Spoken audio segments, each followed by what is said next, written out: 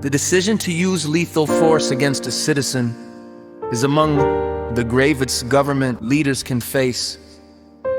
But due process provisions of the Fifth Amendment of the Constitution afford no bar to imbrication of lethal force abroad to a U.S. citizen who is a senior operational leader of Al-Qaeda or associated forces and who is actively engaged in planning to kill Americans.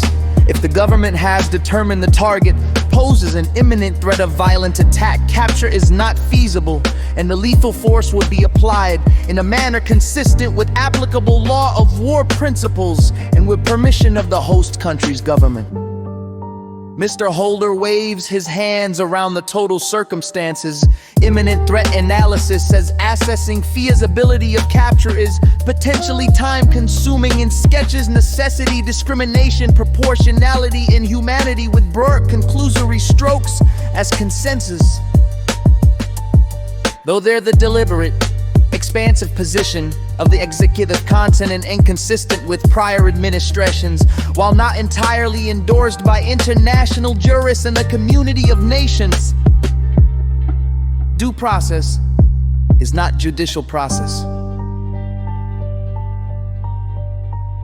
Due process, Mr. Holder says, lets the government state that target's interest as making sure that the government doesn't target him erroneously, whereas cursory judicial process would recognize the deprivation of life of Mr. SOL citizen terrorist as the fundamental interest. Only if courts get that opportunity, hey. It may not always be feasible to capture a citizen terrorist who presents an imminent threat of violent attack, he says, as though the boots that shot bin Laden weren't standing in the room with him at the time, as though extraordinary rendition had not become all too commonplace. But that's not all. Due process is ironclad. It is essential. And you know you've got it when robust oversight is being exercised, is checking and is balancing in the form of regular delivery of reports to appropriate members of Congress, including the legal framework, which sounds like no oversight at all.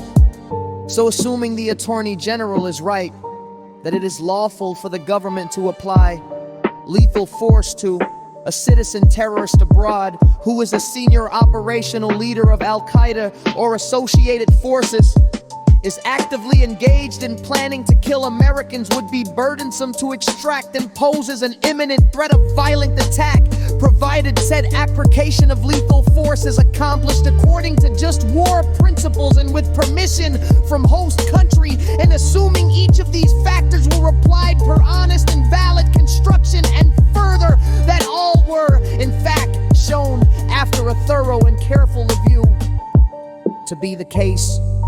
In the case of Anwar al-Awlaki, then Mr. Holder says his killing last year by drone attack in Yemen was within the government's authority. What then of his 16-year-old son, Abdul Rahman, killed by drone strike 2 weeks later?